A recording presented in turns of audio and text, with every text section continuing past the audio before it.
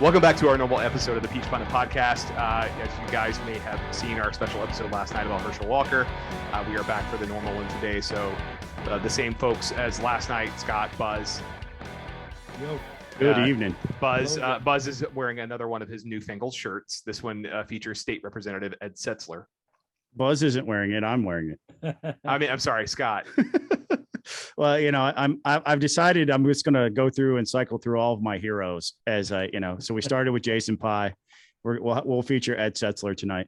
Actually, I'm thinking about putting Ed when I'm done here on the wall back here someplace and let him hang out and see if I make the list or not. Well, you will.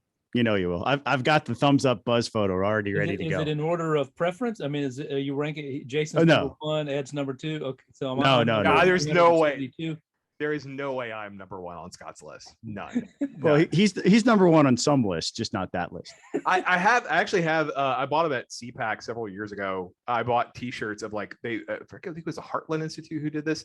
They had T-shirts of different economists, and so I got it's their faces, kind of like that. It's Milton Friedman. I got one of Ayn Rand and F.A. Hayek. Unfortunately, their version of extra large is a little bit on the large side, so I actually don't wear them ever. So, yeah. So there's that. But well, did you enjoy your own shirts that we made with your face on them? Those go over well. Yes, they have thus far. Yes. Although I was told that I would never wear that shirt out in public because it would be weird. I think it would be kind of awesome. I think that's the reason I would do it. It's just to make people seem like awkward around me. So, so last night we jumped on for about just under 18 minutes to talk a little bit about Herschel Walker, who has now publicly come out and said that he can no longer stay on the sidelines, that he is running for United States Senate, seeking the Republican nomination. Obviously, reaction has been pretty interesting as far as it goes in terms of not just political pundits, but also the current crop of candidates, and Agriculture Commissioner Gary Black, who is also seeking the Republican nomination for U.S. Senate, actually kind of came out with I don't like the way he's handling this, but we'll watch the video and then we can react. Yeah, Scott has the video of Gary Black, which I just think the visual of another old white man, which is like the very definition of the Republican Party, telling a black guy, like basically. Well, let's not ruin the video. Let's educate him. Let's do this. Let's watch them. And if you want, we can watch the announcement video from Herschel first, if you want, or we could watch Gary's reaction to Herschel getting in the race. Let's watch the announcement video first. All right, we'll watch the announcement video and then we'll react. And you'll notice that I'm going to share Buddy Carr's reaction to it kind of first, but we'll get into Buddy's reaction as well, because I think Buddy's reaction is pretty telling, and I can actually hear some of the sadness in the tweet. So, but here's the video from Herschel's announcement.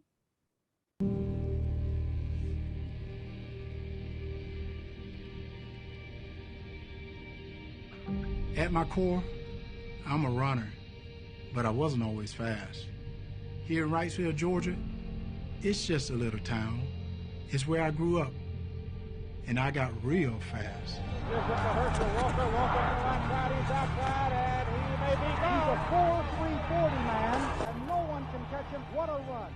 I learned discipline, faith in God, and the value of hard work.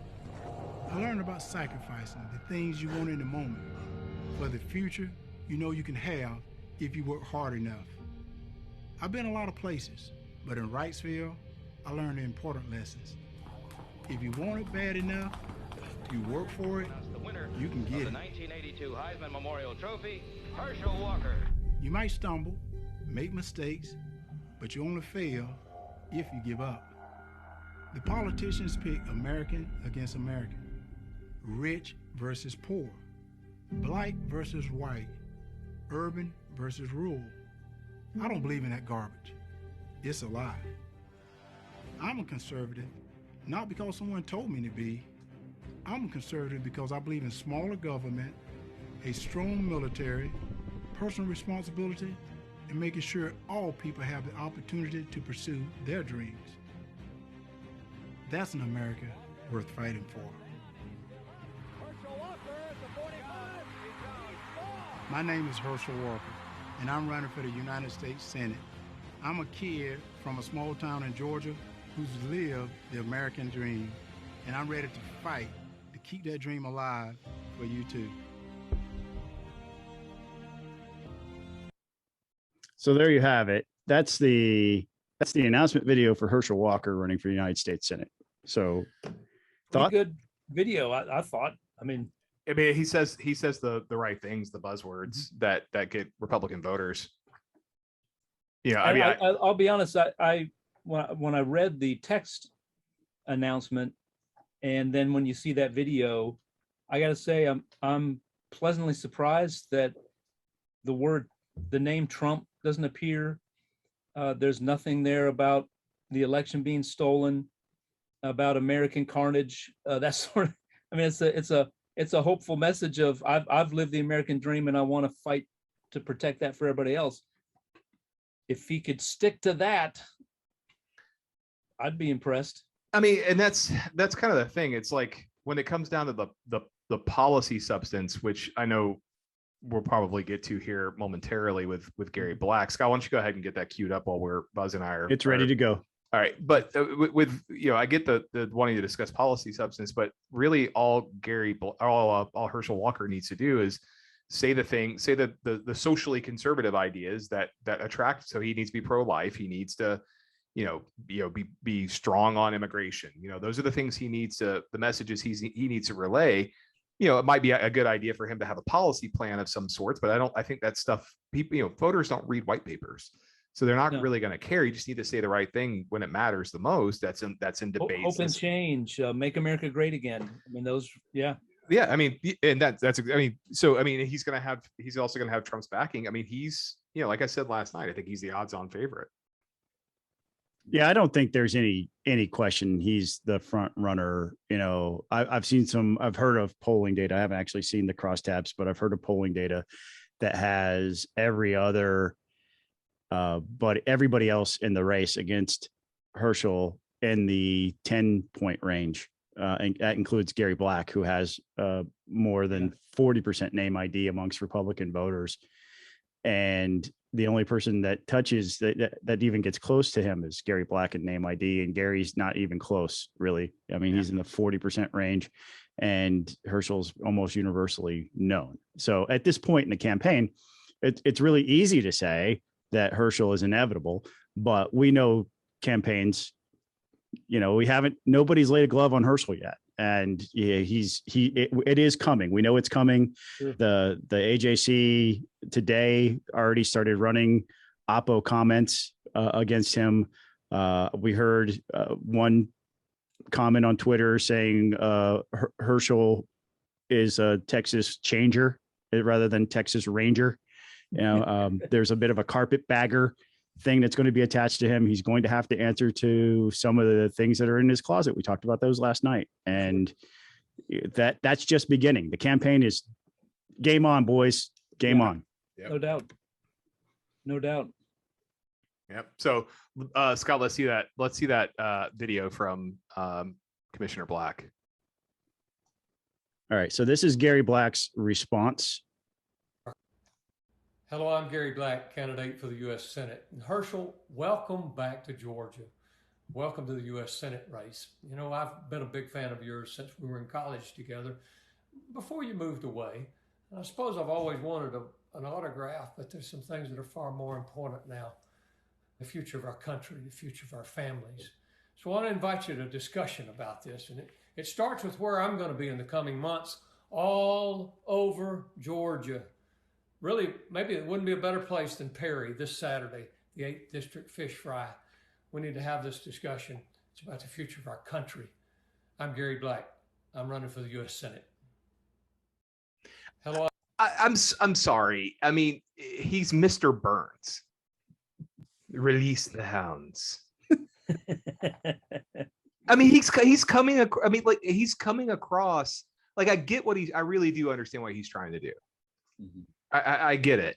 And I'm not a Herschel. I mean, I'm a Herschel Walker fan in the sense of I'm a UGA fan, and he did great things when he played football at the University of Georgia.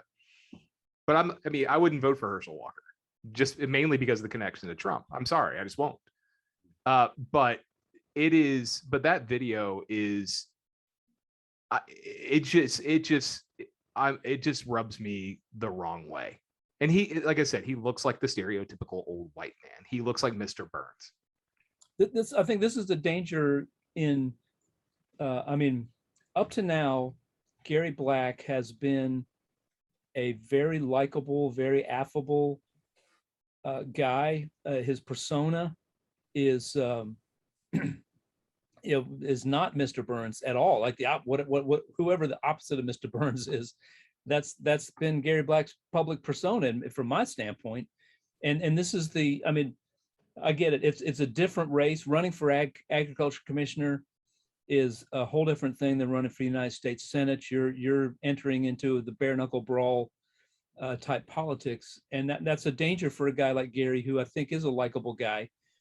When you veer away from that because you have to duke it out, you can come off looking mean. I didn't get as negative a vibe as you did, Jason. Right. From that video, I think he was trying to be humorous and but nail Herschel down in an area of weakness right now, which is, we have no idea, other than his love of Trump and his, as he said in the video, his appreciation for having lived the American dream. We have no idea what Herschel Walker stands on any of the top issues of the day.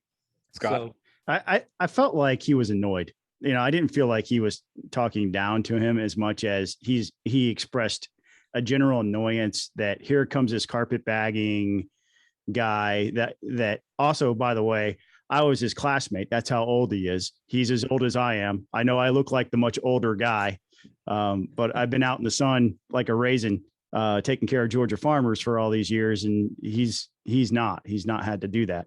I thought the calling him out on his age kind of subtly there was an interesting ploy. The way he tosses that football aside, like, this is not serious stuff. This football stuff isn't serious stuff. I think it belied a little bit of frustration with the fact that Gary has been a public servant for a very long time, and Herschel's a celebrity. Yeah. And he's trying to call out this celebrity culture. Look, there are important issues here. I don't know how any of us would have done it differently. Gary just happens to look like an old white guy, but that doesn't mean that Gary's a bad candidate for U.S. Senate. He just needs to be aware of when he pulls up the map of Georgia and he's like, look, all in here, like, that's a little condescending.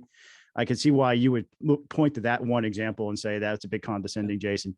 But at the end of the day, he's got to do something to say, look, I've been here and I know what the issues are. I'm not going to need to be trained on the job, and my candidacy is viable and it's real, even though I don't have the name idea that you do. I don't disagree with what you're saying. I just think it looks bad. And look, I don't think, especially more and more so in recent years, that policy issues, the thing he wants to talk about a vision to make Georgia, to improve Georgians' lives, at the 8th district fish fry. I get that, but I don't think voters really care at the end of the day. I don't think Republican voters really care at the end of the day. And look, that is my read as someone who spent 6 years at a grassroots advocacy organization where I met and mingled with activists on a day-to-day basis, or almost on a day-to-day basis, where I knew what the activists cared about. Basically anything that Trump liked. They didn't care about anything else. Yeah. So as long as he's preaching a pro-life message, he hates immigrants well enough, or enough to satisfy Republican voters, and he plays the messaging game on transgender and other things that are going to make Republican voters happy, and then he kisses Trump's rings. Nobody else really gives a shit, and that's it. I realize that's a harsh way of saying it, but tell me I'm wrong. Well, okay, I don't know that the audience that Gary is going for is the average rank and file member. I think he's looking at the activist core. Before you freak out, dude, you don't even know what I'm going to say. You got to wait to freak out until after I've said something. You know, and this is what I'm going to say is that the 8th District GOP fish fry here is a big event for Republican activists. And I think what Gary is trying to do is go to the activist core and say, especially in Perry, where he's strong, like that's Gary's backyard. He's basically trying to say, I'm going to go into Perry. You're not going to show up because you're not ready yet. You're not ready for public examination at any level. And I already am here. And I'm going to be there on Saturday. And I know you're not. So he's calling them out. He's drawing a line in the sand, essentially saying, look, you can't keep up with me when it comes to actually being from Georgia. And I think that's possibly a message that could resonate with a lot of people. You're not wrong about the other issues and how important they are to other voters, but Gary might be just talking right now to the activists. He might be the people who go knock on doors, the people who write checks. They're the only ones paying attention now. The general public is not paying attention to this race at all right now. So if Gary can pull the folks who will show up at the 8th District fish fry Saturday, they're paying attention. Right. They're the informed voters. And if he can peel back enough of them from the excitement level of his announcement, he can show that he's able to do that on a broader scale. It's sort of a proof of concept. Yeah. No, I mean, I think if I were Gary Black, I would have cut a video and I would have stopped at, I welcome you to the race, Herschel. I look forward to debating the issues with you, and we'll see you on the campaign trail, my friend. Because I would have kept it positive, because you don't need to attack him right now. No, but there's going to be plenty of attacks, plenty of time for all that to examine. As Scott mentioned, his personal life, his professional life and his personal life is going to be examined in great detail.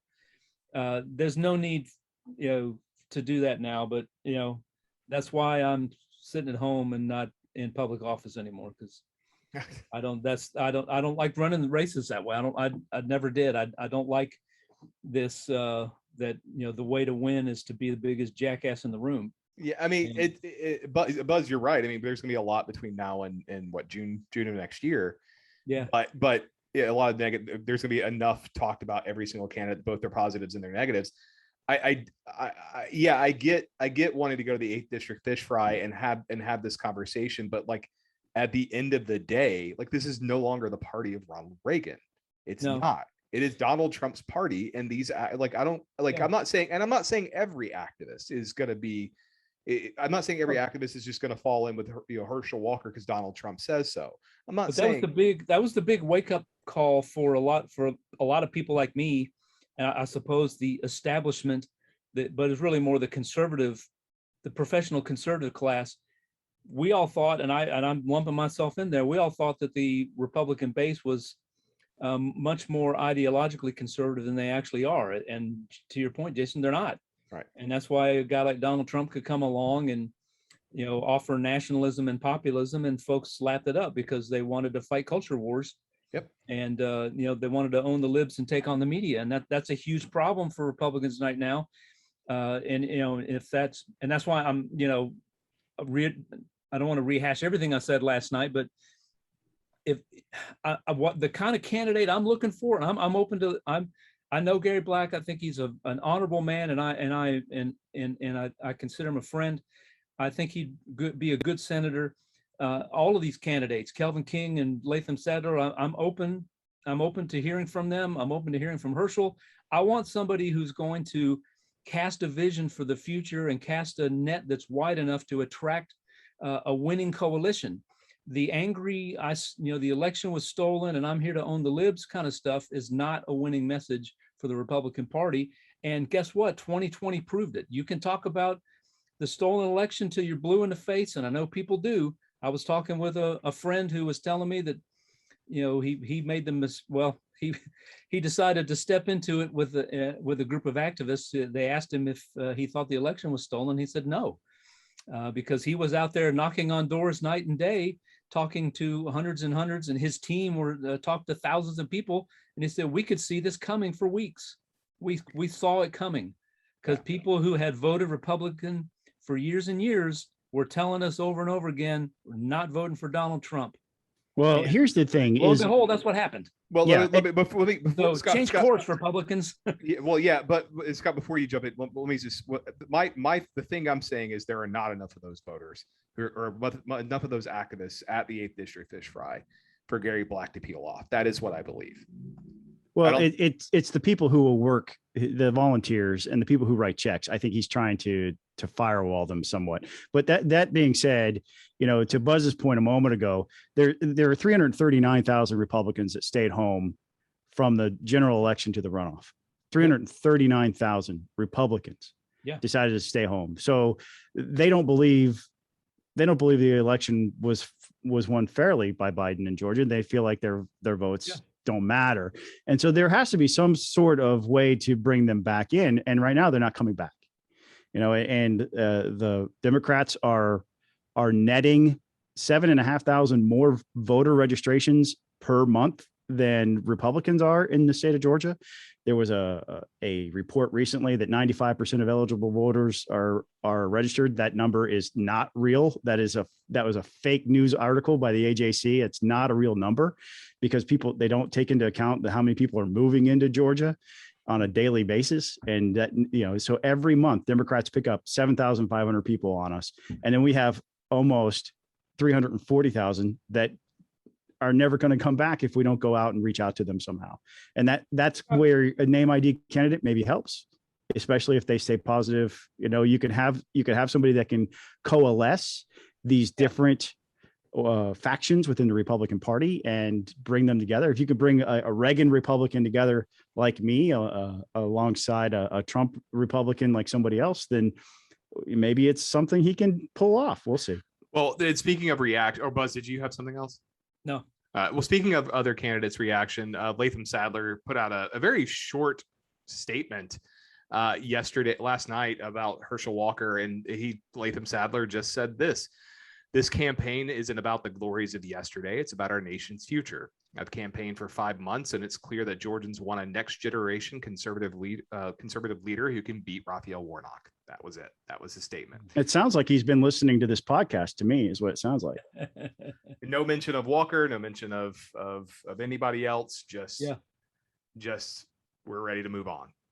Yeah. Well, and to Buzz's point earlier, maybe that's the right play, right? I mean, we're standing here talking about Latham Sadler. I don't know if other people are, but he's sure been in the news a lot because of this Afghanistan thing. So maybe that's the play. Maybe, to be polite and say, look, we have a vision for the future. We're going to try to bring everybody together. Maybe that's the way to go. Yeah. Yeah. Well, speaking of stolen elections, because I know, Buzz, I think you mentioned that a little while ago, or maybe Scott did. I don't remember. I get the two of you confused. So that's a low blow to Buzz. I mean, gee whiz. All you white guys look the same. Yeah. I was actually thinking all you state lawmakers look the same. For ex-state lawmakers, I should say. So there's a lawsuit. State Representative Philip Singleton has joined with VoterGA to sue the state over the election system, the voting system that we have, and they're specifically over the Dominion voting system. So we're talking about this, realizing that we could face $1 billion lawsuit. I'm kidding, but so from the press release that was sent around last night, Georgia law requires a voting system to, quote, print an elector verifiable paper ballot, quote, and, quote, produce paper ballots which are marked with the elector's choices in a format readable by the elector, close quote. After reviewing extensive evidence in Curling versus Raffensperger, Judge Amy Totenberg concluded, quote, plaintiffs and other voters who wish to vote in person are required to vote on a system that does none of those things, close quote. So basically what they're saying is that what Totenberg and Representative Singleton and VoterGA are saying is that the Dominion system that the state of Georgia utilizes to do elections, these are machines that were purchased ahead of the 2020 primaries and general elections, does not produce verifiable paper ballots. And I want to, before we dive into this, I do want to note that this bill that authorized this was HB 316. It passed in 2019. It's House Vote 233. And I should note here that Scott Turner voted against it. So we have at least one person who I'm sure will be giving us his sound reasoning. I was out of the legislature by then, so. And Singleton wasn't in it. So guys, blame me for a lot of stuff, but not for this. So you are looking at the only Republican in Georgia in either chamber, House or Senate, to vote against the Dominion voting machines. This guy right here, the only Republican that voted against it. And I said at the time that HB 316 will allow for certain technologies to be employed that the voters will not trust, and that we will be wasting $125 to $250 million.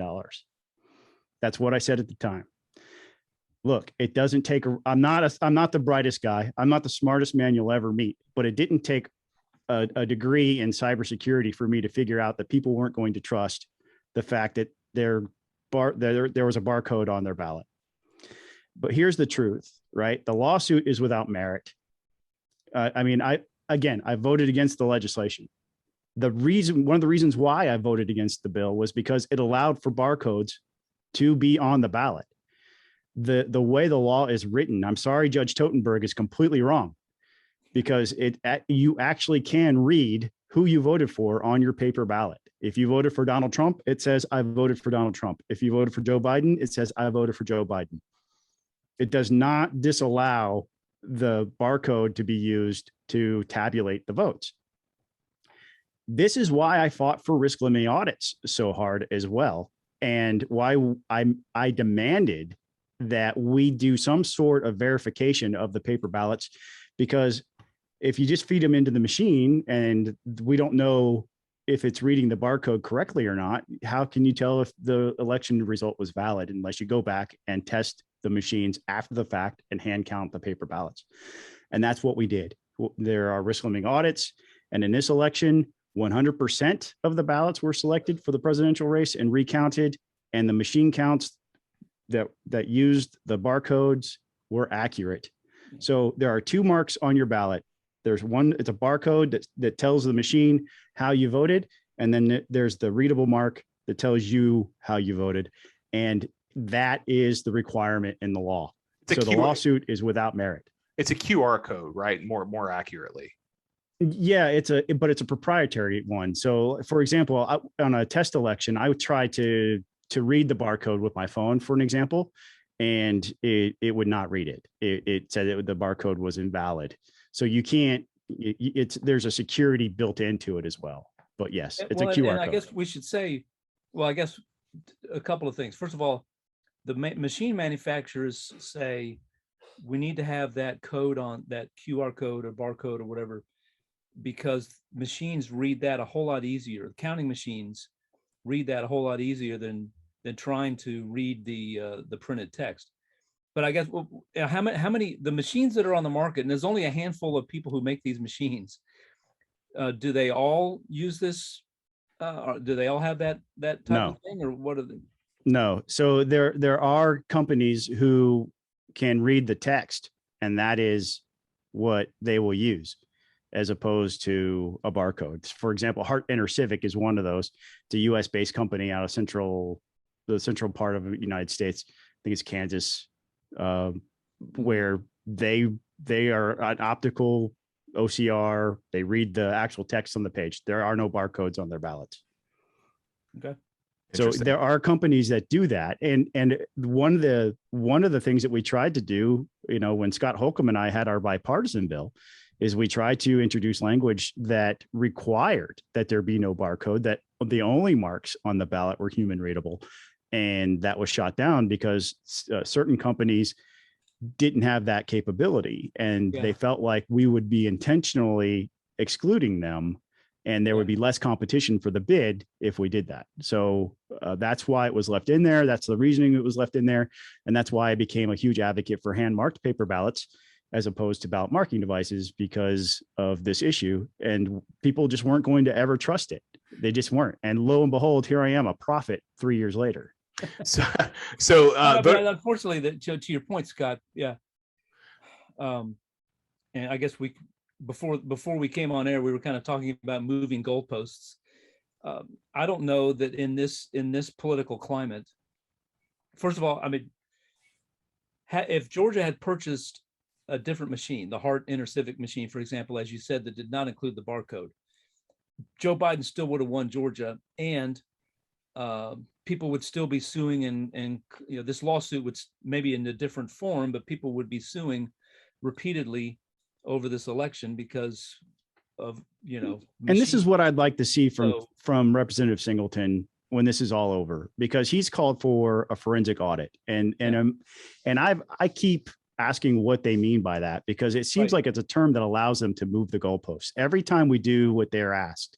Never forensic enough. It's never enough. So they move the goalposts a little longer, and they say, we need to go do a forensic audit. Well, we did everything you asked. What is it that you want to do now? Right. So this is what I would ask of Representative Singleton, is just that when this is over, when you have exhausted everything and you've come to a conclusion one way or the other, that if it wasn't, in fact, that you were wrong, if you were wrong, that you would publicly go out to people and say, I was wrong, or this is the way things work, and explain to people and give them confidence in elections. Because the danger of continuing to relitigate this over and over again is that those 339,000 people latch on to these nuggets and they never get fully informed about what happened next. And so if you're going to question it, you have every right to, but you have to take the next step if you were proven wrong and say, well, that wasn't the case. And that's what I would challenge anybody who's engaging in these type of activities. You have a right to do it, but you have an obligation to come back afterwards and clean up the mess. And to your point, Scott, here in Georgia, the last 3 elections, the losing side has cast serious doubt on it. We go back to 2016. Well, Hillary Clinton, and we had this big investigation about Russian collusion that the Russians had inappropriately there for a time. I haven't seen polling recently. For a time, there were 60% of Democrats who believed that Russians hacked voting machines and changed the total. 2018, Stacey Abrams continues to this day to say that the election was stolen from her by Brian Kemp, offering no proof of that, but just the general collusion, whatever another loosely defined term that can that you can define any way you want to suit your purposes and move the goalposts. And now Trump and his allies are saying that the election is stolen. So I mean, we're in a real danger zone where large groups of people on the losing side are going to claim that the election was stolen and never be able to really prove it. Right. But continue to claim this and doubt the results. And more people, hundreds of thousands stayed home in January. Who knows how many will stay home next time? Right. Yeah. No, this lawsuit. I mean, it's they're seeking declaratory and declaratory relief and an injunction, which Totenberg may give them, given her track record. I think it's likely that they win this, or possible, I should say, not likely. But this will be appealed. It'll go to the 11th Circuit, and the 11th Circuit, being a more reasonable court, is likely to overturn it. But that's going to take time, especially. But if she issues that injunction, now the 11th Circuit can kill the injunction, but it just seems a little much. I think that they will. I think if she rules that Georgia has to dump their multi-$100 million investment in these machines, that it will be appealed. In the past, the Secretary of State's office, the AG's office hasn't really fought Judge Totenberg on these things. They haven't appealed beyond. They've kind of tried to settle things or work out details without having to go to a higher court. But in this particular case, because there's so much on the line, I don't see how they couldn't go over her head on this. Yeah. And a reasonable reading of the law as it is written clearly indicates that this is allowable and that the lawsuit is without merit. And she may be one of those situations where she gives them the injunction but issues a stay. So, that could also be a result here too. So, I mean, I guess this is something that we'll have to keep an eye on, but it's, I'm just getting tired of the litany of lawsuits relitigating the 2020 election. And Scott is out there. So no, I know, and continue. And Scott, I know that you and I am like you. I'm a supporter of audits, but there is a point of where it becomes laughable. And honestly, I mean, and I hate to say this, it damages the audit process. Right. That's my biggest concern is it adding fuel to the fire against audits. We should have a good, clean process codified in law that we all follow to make sure that our votes are verified in a way that make us all comfortable with the results, and just leave it there. So bringing it further out to federal politics, but still also touching politics at home, Carolyn Bordeaux, Congresswoman Carolyn Bordeaux, who represents Georgia's 7th congressional district, was one of the 9 or 10 moderate Democrats led by Josh Gottheimer from New Jersey, who were trying to hold out on a vote for a budget resolution in exchange for, I guess, immediate consideration of the bipartisan infrastructure agreement that was passed by the Senate before the Senate went into August recess. And Bordeaux and as well as others were under a lot of pressure to sort of relinquish their opposition to the budget resolution until we call it the BIF, until the BIF was considered. But just a couple, yesterday, mm-hmm. The House of Representatives voted on the budget resolution, but not really. And they did this I know that the saying in politics goes, if you're making process arguments, you're losing.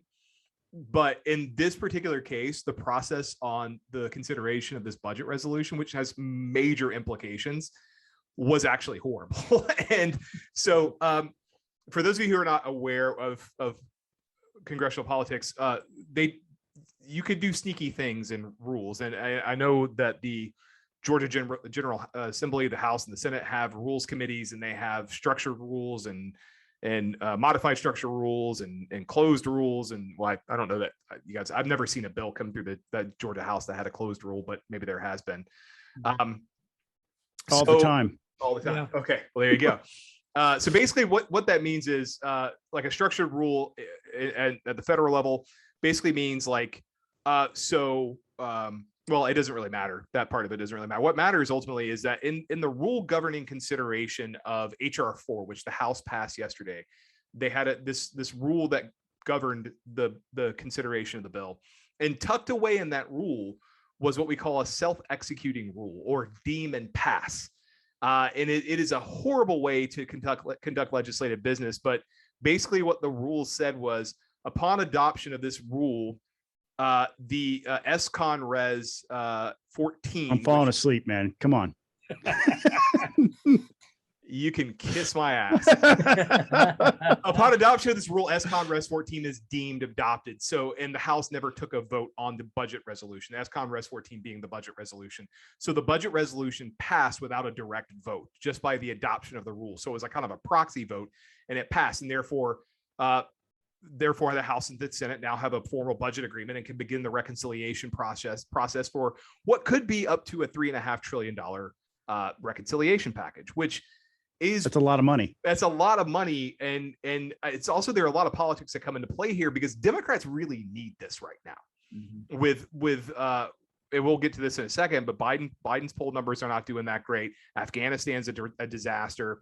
Inflation is rising, which boggles my mind on why you would want to do this bill when inflation is rising. Put more money in the economy. Seems like a stupid idea. But over the Senate, you have Manchin and Sinema who are balking at a $3.5 trillion bill. They would probably do something along the lines of a $2 trillion. And then you have some moderate Democrats who are also balking at the size of the package. But the progressive members of the Democratic caucus aren't going to vote for the bipartisan bill unless they get the partisan reconciliation process. And Pelosi can only lose 3 votes. It seems like everything's coming to a head in September and October. And oh, by the way, government funding has to be passed by September 30th or the government shuts down. And so we're looking at a continuing resolution. That's probably the easiest thing that'll happen in the next few weeks. But this whole thing seems like a big cluster, you know what? And I'm not sure what's going to happen here in the next month or so. From a political aspect, back here in Georgia, Congressman Bordeaux was attacked from her left for advocating for a more moderate path, right? I think that's the news for us is I read one statement from a group who said your black and brown voters don't appreciate you doing this. And when did that infrastructure vote and a budget vote become about race? Yeah. Well, because this $3.5 trillion is not infrastructure; it's human infrastructure. Human It's infrastructure. all the other things that everything is infrastructure in that bill. Yeah, and she was also attacked by Nabila Islam, who was one of her former opponents, who lives here in the 7th District, and a young lady who probably has a bright political future in the Democratic circles, just hammering her, saying this is not why we flipped this district blue so that you could side with Republicans, was among the accusations that were lobbed at her. And I guess, Jason, is it a fair statement to say that this group of moderates didn't get what they wanted and were steamrolled here? It's funny you asked that because, or I'm glad that you did, because the moderates got a sense of the House resolution that was also deemed passed that states that the House will consider the bipartisan infrastructure agreement by September 28th. So they're getting a non-binding sense of the House resolution that says the House will consider this by September 28th.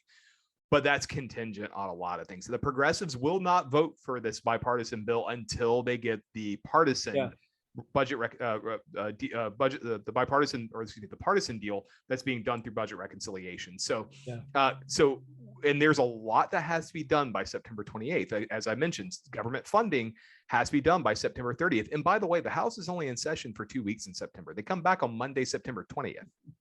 So unless they add another week, which quite possible, but unless they add another week, there's a lot to pack in those 2 weeks. And oh, by the way, it's not just that. In the National Defense Authorization Act has to be done. There's the scheduling of fentanyl, which the temporary scheduling of fentanyl, which is set to expire on September 30th. That can be rolled in a continuing resolution. They can continue that on. But I think my point is, it's unlikely that they get to the BIF by September 28th. So they may have debate on it, and they'll have to say, well, we still got to win because we're debating the bill, but they may not get a vote until sometime in October after the partisan bill is done and out of the way. So, and again, and that whether that partisan bill actually gets done, I think it's open. It's a big question. Because looming in all this, of course, is the Senate, which that's right. We'll see who has. I guess this all boils down to who has the stronger will. We know that AOC and her allies, they're not backing down.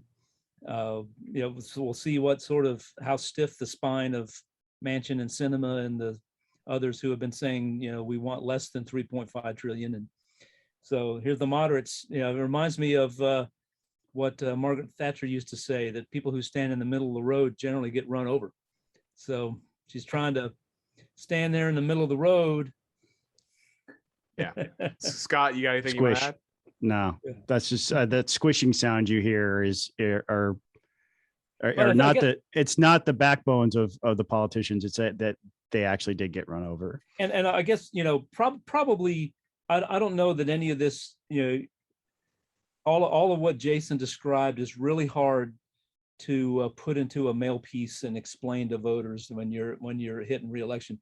The chances of Carolyn Bordeaux being primaried, I think, are slim. And her Republican opponent might be able to, if she ends up voting, which she probably will, for the gigantic infrastructure bill, in addition to the little, the pared down $1 trillion infrastructure bill. And I think, Republicans are going to have plenty, or her Republican opponents are going to have plenty to question her on. Sure. Beyond this. Absolutely. No, she's and at the end of the day, like, she is, I get why. I mean, the attack, as you said, Buzz, it's not going to work on a mailer, but she supported the budget. She wanted to do the budget. She just wanted the bipartisan bill passed, because, I mean, that's another win the administration really needs right now, given everything else that's going on, especially because they're getting slammed but I guess it's kind of hard to, if you're her, to paint yourself as a moderate when you still voted for that gigantic $3.5 trillion, everything is under the sun is infrastructure bill. And I should note just before we move on that the $3.5 trillion doesn't mean that the bill they're going to produce is $3.5 trillion. That's just the maximum allowable deficit they can run under this bill is $3.5 trillion. They can do something lower. They can't go over $3.5 trillion. But change. Yeah, I mean, once you get to 1 trillion, what's another couple? I mean, I mean, have they started printing minting the $1 trillion coins yet? I mean, I think that's probably the questions we need to be considering now. We're seriously getting ready to buy eggs with a $100 bill here. I think is really what we're getting ready to do. Thank you, Mr. Krugman. I appreciated that comment. Before we sign off for the night, so I do want to note real fast because I mentioned this: that Joe Biden's poll numbers are tanking, and they are tanking fast. Yesterday, USA Today and SUFA came out with a poll that had Biden at a 41% approval rating and a 55% disapproval rating. That is a negative 14% spread or 14-point spread. But there's another poll that I wanted to point to that really kind of shows the decline. And you can go to Real Clear Politics and their approval ratings polls that they have, like they have them all. So the Reuters Ipsos poll is actually pretty interesting because the one that was conducted, let's see here, July 28th and 29th had Biden at 54-42, 54% approval, 42% disapproval. He was plus 12. A week later, August 4th, August 5th, he was at 50-43. Another week later, August 11th, August 12th, he was at 51-43. And then you fast forward to the poll that was conducted August 18th and August 19th. He is at 46-49, negative 3, deficit that he's running right now. And it certainly seems that, if this is not raising eyebrows inside the White House, I don't know what will. Clearly, his press secretary doesn't agree with any of those assessments. She's practically Baghdad Bob out there every day saying this is fine. The building's on fire and she's the dog at the table just sipping her coffee. This is fine. And it's clearly the media's fault that those numbers are so low because they're not doing their job and cheerleading for them quite well enough. And they need to be celebrating the Afghanistan victories that, this is the most successful evacuation of American citizens in American history. I can't help but think she's Baghdad Bob. And gaslighting of the highest order right there. I mean, telling the media, I'm calling you out because the nature of your question indicates that we're not doing our jobs here. Well, it's very clear you're not doing your jobs here. Yeah. I mean, how much clearer does it have to be before you will admit that things are bad? And the poll numbers are reflecting that. And I think, in a week from now, they're going to be even worse because they have been an absolute train wreck. Yeah. This administration has been a train wreck. The tanks are rolling back behind you as we speak. Everything's fine. Well, Scott and I saw each other on Friday and we were talking a little bit about this, and Biden's response to the kid or adult. I don't remember if it was a kid or an adult. I think there's been like 3 or 4 related deaths like this where people have fallen off a plane. They've latched themselves onto a plane. It was George Stephanopoulos who he had that conversation with. Right. And there was somebody who fell off a plane, and George Stephanopoulos mentioned it to Biden. Biden's response was, that was 4 days ago. Yeah. That's 4 or 5 days ago, man. Yeah, like that is callous beyond belief. And today there was, I don't know what the occasion was. Biden was sitting at a table with a group of people, in a big, having some sort of meeting or conference, and he concluded his remarks, and a reporter shouts out, all right, what are you going to say to Americans who are left behind after August 31st? Because that's now the deadline. Apparently, the Taliban has said thou shalt not pass that you shall not pass that date, and they cut the feed. But the reporter on Twitter said he looked at me and said, "You'll be the first person I call." So again, another sort of callous. I mean, they've changed the phrasing here the last few days about how we're going to get out every American who wants to come home. Listen, so it's outrageous. And we were all told that the world was going to be at peace if we got Donald Trump out of office. We were told that this type of thing wasn't going to happen, that our allies would respect us again, that Americans would be safe, that the economy would be fine. And this is what the realities are, right? We have an absolute freaking mess in Afghanistan. We have allies of ours in NATO and others who are calling us out actively and saying that what we have done is shameful in this and how we've reacted here. And the economy is a freaking mess because you can't go and find, I love your background. You can't go and find somebody to work at the Popeyes down the street.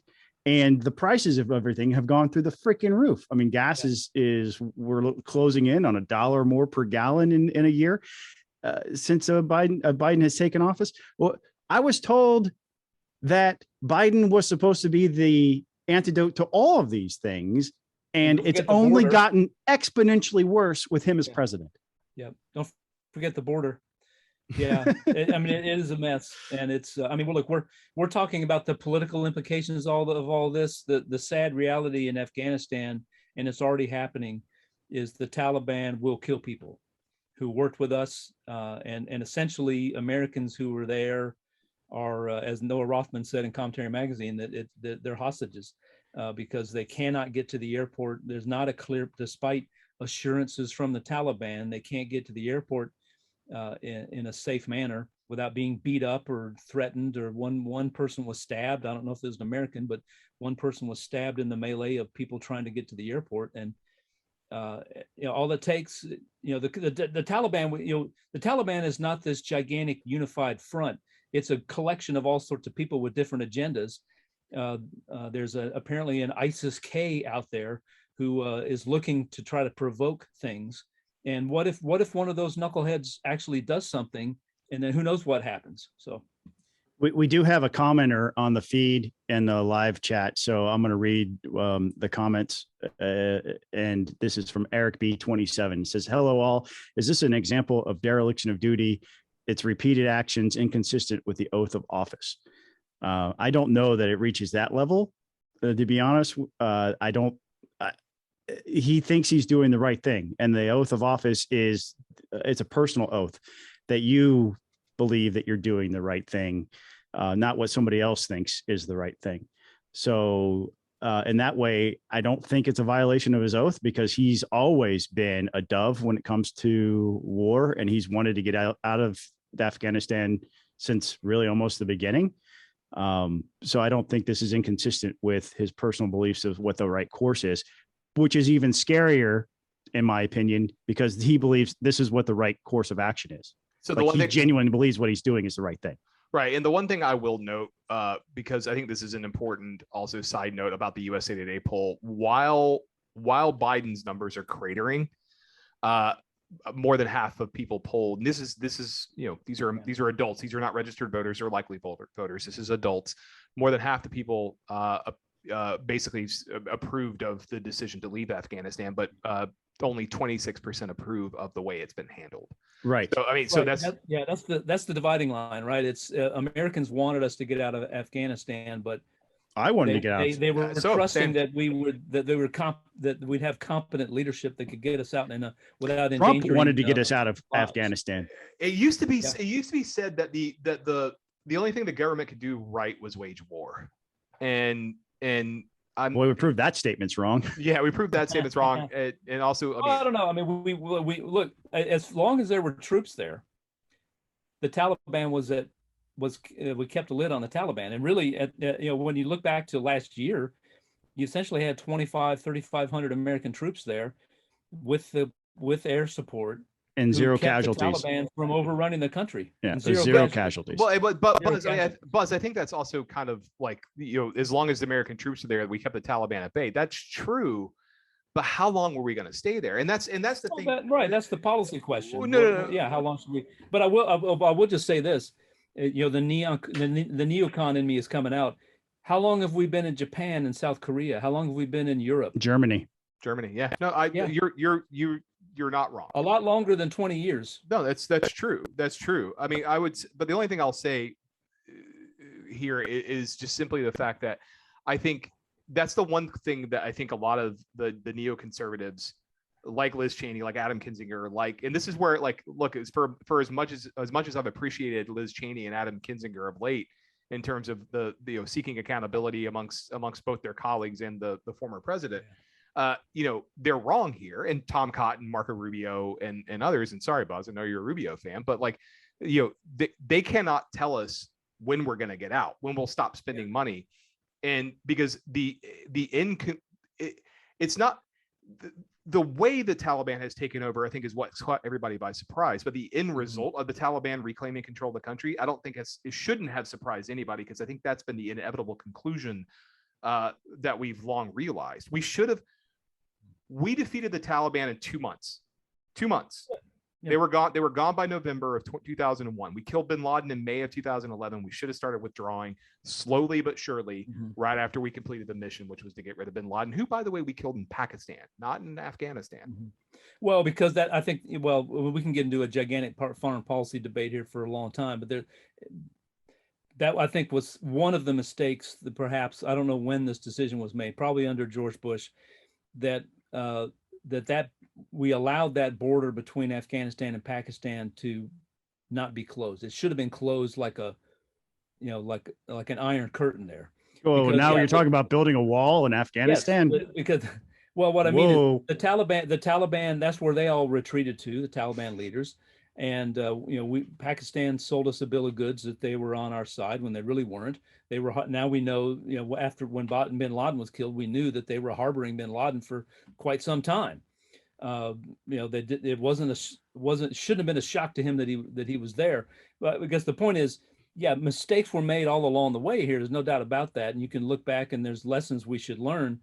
But yeah, it's those elements in ISI, the Pakistanis version of the CIA, basically, because there's some elements in ISI that are sympathetic to jihadists, which is ultimately what allowed bin Laden to. Because I mean, look, I've never read it conclusively that ISI knew bin Laden was in the country, but I think there are at the very least certain elements of ISI that knew bin Laden was in the country. Yeah. But I mean, I just think that's the thing that nobody can answer. Is like, how long are we going to be there? Right. And you had this stretch over now this is the fourth administration. Every administration has different thoughts and ideas of what the mission in Afghanistan was. And so all, that changed over time. And you're right. We wound up now with the will of the American people is just to get out of there. And, what Biden's getting to circle back to what we were talking about before, what Biden's getting hammered over is an incredibly poor execution of that's put tens of thousands of Americans and friends of our Afghanis who love America at their lives at risk. And that's, he should pay a political price for that. Let me ask you guys one question before we sign off and I start editing this monster of a podcast. Is Biden a one-term president? Now, I'm not talking about him losing re-election. I'm talking about, is he going to run for re-election? Given everything that's been going on, given the lack of concern he seems to have over the way Afghanistan's been handled and everything else, is he not going to run for re-election? Scott? If I was a betting man, I'd say he's a 2-year president, and he'll hand the reins over willingly to Kamala Harris a little after January 22nd, 2 years into his presidency, so she could run for another 2 terms after that. People have to remember that people who serve as president are limited to 10 years or 2 terms. Yeah. Buzz?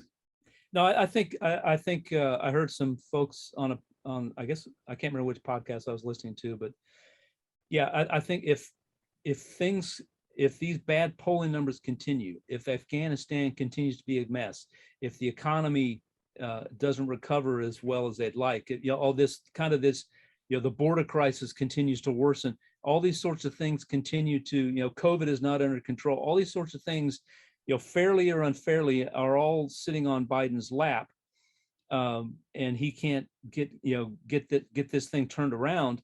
The pressure, you can already start to see it happening. The pressure on him to step aside and let Kamala, Vice President Harris, take over is going to be immense. It'll dwarf what they're trying to do, forcing out Justice Breyer. It will dwarf that, and it will be a chorus raining down upon his head. And so I think the possibility of what Scott said, I think, increases by the day.